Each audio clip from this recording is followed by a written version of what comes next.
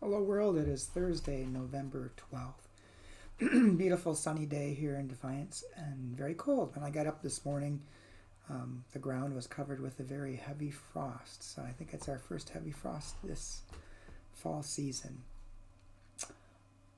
Today I will be reading again from the devotion book, Rise Up, Spirituality for Resistance. And today I'll be reading a devotion entitled Perspective, written by Tony Robinson. Tony bases the devotion upon 1 Kings chapter 19, verse 13.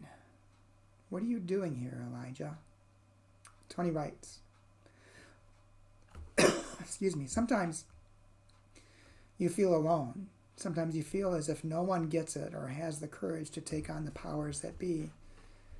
The prophet Elijah felt precisely that way. Hounded by opponents and nasty threats, he ran. Elijah fled to a cave on a high mountain.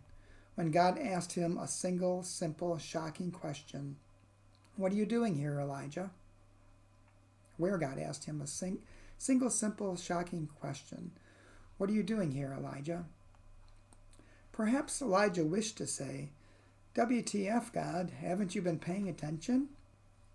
But what he said was, "I've been very zealous for the Lord, the God of hosts. For the Israelites have forsaken your covenant, thrown down your altars, and killed your prophets with the sword. I alone am left. I alone." Sometimes that's how it feels in the midst of a hard struggle. Not only that, but there on the mountain, lots of drama. Earthquake, wind, and fire. High drama to confirm Elijah's high claim of being the very last faithful person still standing. After all the drama, God tried again. "What are you doing here, Elijah?"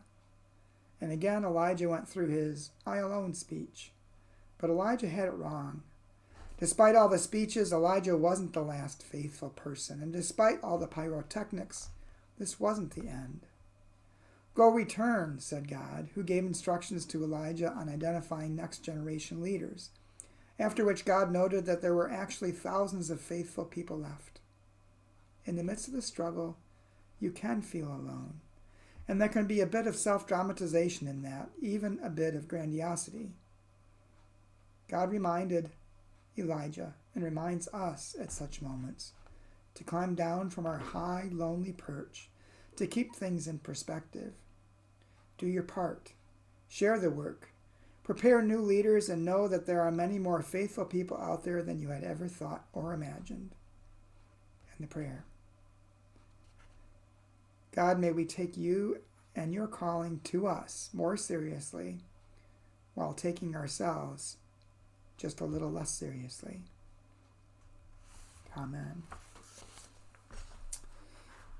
Well, there is a lot of work to do.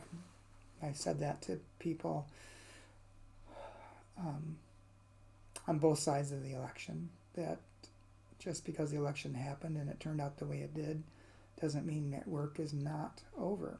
The work continues.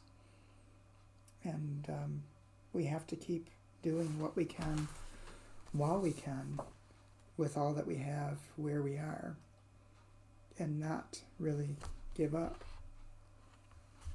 So as Tony said, we need to do our part, share the work, and prepare new leaders and know that there's many more faithful people out there, more than we'd ever thought or imagined. Keep doing the work. And as I preached on a couple weeks ago, the work is tending God's light in the world. That is our call. That is why we were created, to continue to tend God's light in the world, spreading God's love, letting God's love shine through us out into the world and being reflected back to us. We are a community. We need to live as a community. We need to care for one another as if we are all interconnected, because we are all interconnected. Keep up the good work. You're not alone. I'll talk to you again tomorrow.